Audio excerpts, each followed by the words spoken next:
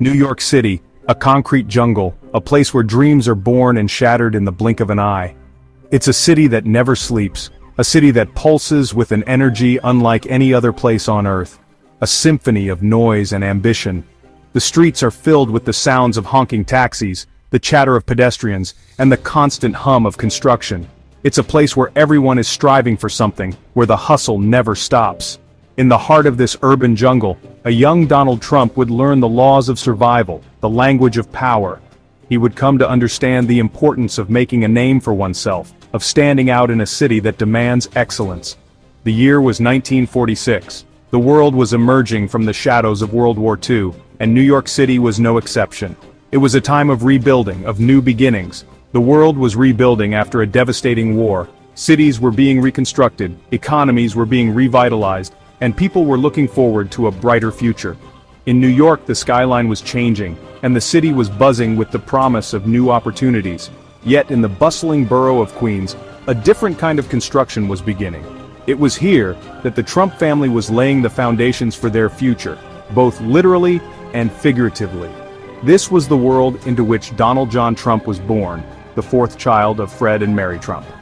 His father, a successful real estate developer, and his mother, a Scottish immigrant, provided a unique blend of ambition and resilience. Little did anyone know that this child of privilege raised amidst the towers of New York would one day come to embody its relentless spirit, its unwavering drive, and its insatiable appetite for success. From a young age, Donald was exposed to the world of real estate, the thrill of the deal, and the power of wealth. The city was a whirlwind of activity. Every corner, every street, every building had a story to tell.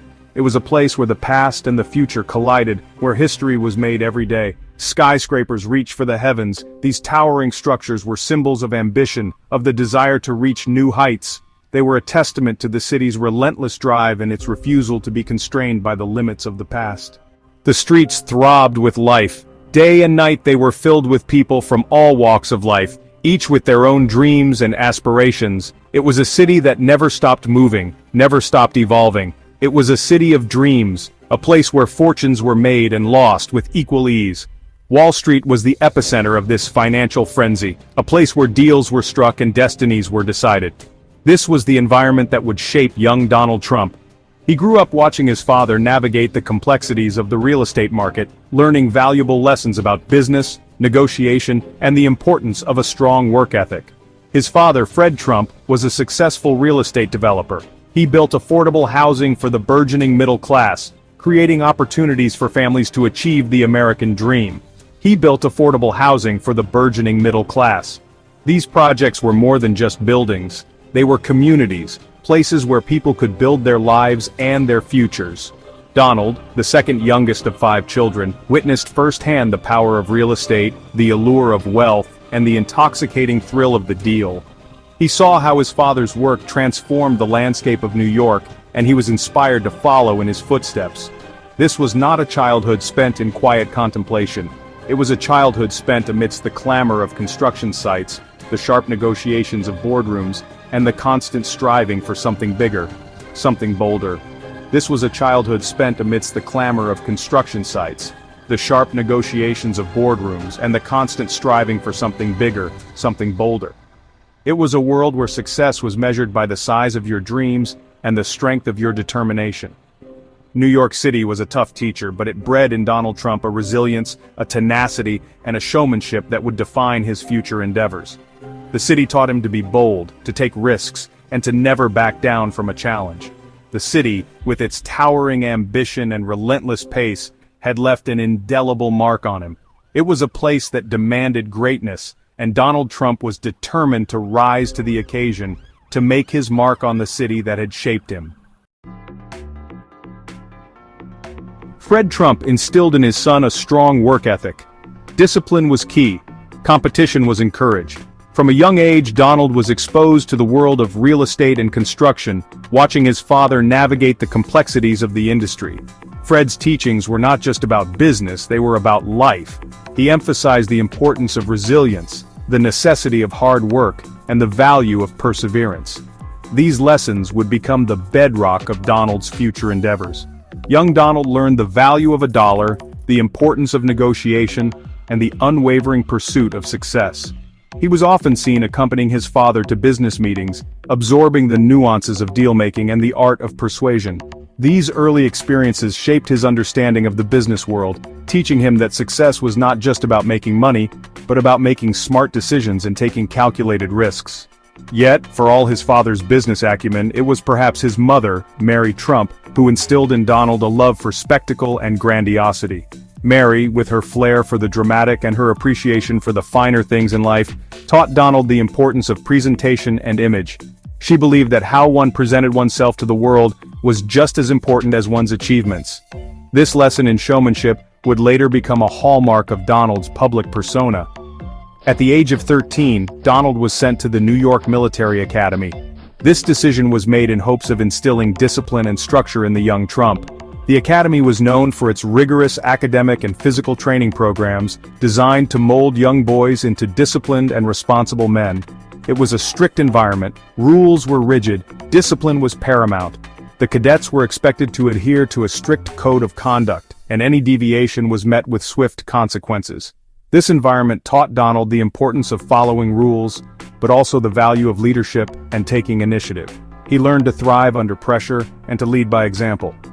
Here, amidst the regimented order, Donald learned the importance of leadership, the art of persuasion, and the value of projecting an image of strength. He quickly rose through the ranks, becoming a cadet leader. This role required him to not only follow orders but to give them, teaching him the nuances of command and the responsibilities that come with leadership. He excelled in sports, particularly baseball, and discovered a knack for commanding attention. His athletic prowess earned him respect among his peers, and his natural charisma made him a standout figure. These experiences further reinforced his belief in the power of image and the importance of being seen as a leader. After graduating from the academy, Donald enrolled at Fordham University. His time at Fordham was marked by a continued focus on his studies and a growing interest in the world of business. He was determined to follow in his father's footsteps and make a name for himself in the real estate industry. He would later transfer to the Wharton School of the University of Pennsylvania. This move was strategic, as Wharton was renowned for its business program and its network of influential alumni. Donald saw this as an opportunity to further hone his business acumen and to build connections that would be invaluable in his future career. Wharton was a breeding ground for future captains of industry. The rigorous curriculum and competitive environment pushed Donald to excel. He immersed himself in his studies, focusing on finance, real estate, and deal-making. These subjects were not just academic pursuits for him, they were the tools he would use to build his empire. Here Donald honed his business skills, immersing himself in the world of finance, real estate, and deal-making. He learned to analyze markets, assess risks, and identify opportunities. These skills would prove crucial in his later ventures, allowing him to navigate the complex world of real estate with confidence and acumen. He graduated with an economics degree in 1968, eager to make his mark on the world. Armed with the knowledge and skills he had acquired, Donald was ready to step out of his father's shadow and carve out his own path. He was determined to take the lessons he had learned and apply them to his own ventures, with the goal of building an empire that would surpass even his father's achievements. He had learned from the best. Fred Trump had been a formidable mentor, teaching Donald the intricacies of the real estate business and the importance of a strong work ethic. But Donald was not content to simply follow in his father's footsteps. He wanted to blaze his own trail and create a legacy that was uniquely his own. New York City, and the institutions that shaped him, had prepared him for a life of ambition and achievement. The city, with its towering skyscrapers and bustling streets, was a constant reminder of what was possible. It was a place where dreams could be realized, and Donald was determined to make his mark. With the lessons of his parents and the education he had received, he was ready to take on the world and build an empire that would stand the test of time. Armed with a degree from Wharton, one of the most prestigious business schools in the world, Donald Trump was ready to make his mark. The Wharton School of Business had equipped him with the knowledge and skills he needed to navigate the complex world of finance and real estate. And an unwavering belief in himself, a trait that would become a hallmark of his career. From a young age, Donald exhibited a confidence that set him apart from his peers. He was determined to not just follow in his father's footsteps, but to carve out his own path. Donald Trump entered the family business, learning the ropes from his father, Fred Trump, a successful real estate developer. Fred had built a solid foundation, focusing on residential properties in Brooklyn and Queens. He joined his father's company, Elizabeth Trump and Son, which had a reputation for quality and reliability. The company had been a staple in the New York real estate market for years, providing affordable housing to middle-class families. But Donald had his sights set on bigger, bolder projects. He wasn't content with just maintaining the status quo. He wanted to push boundaries and redefine what was possible in real estate development. He envisioned luxurious high-rises, glittering casinos, and a brand synonymous with opulence and success. His ambition was to create landmarks that would stand the test of time and become synonymous with luxury and grandeur. His father's company primarily focused on middle-class housing in Brooklyn and Queens, areas that were stable but lacked the glamour and prestige Donald craved. Donald, however, saw greater opportunities in the heart of Manhattan. He believed that the key to success lay in the city's most prestigious and competitive real estate market. In 1971, he made his move. He relocated to Manhattan, a bold decision that would set the stage for his future successes and challenges.